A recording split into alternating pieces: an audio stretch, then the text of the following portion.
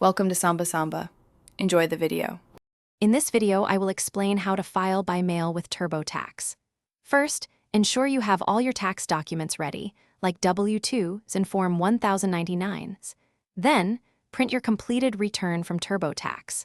Remember to sign and date your Form 1040 using blue or black ink before you do anything else. This initial step is crucial for a smooth filing process.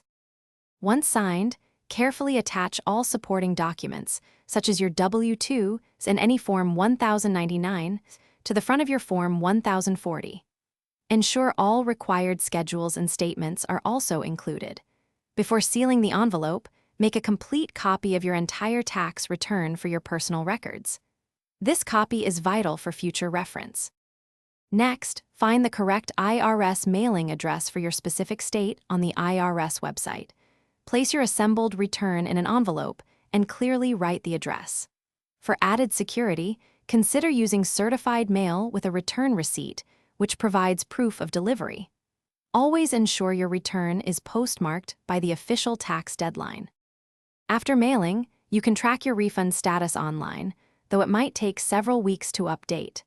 It's wise to keep copies of your tax records for at least 3 years, just in case you need them later. Also, check the description below for a book that can truly change how you think about money, as well as other helpful deals. This ensures you're prepared for future tax seasons and financial growth. Thanks for watching. Consider subscribing if we helped you.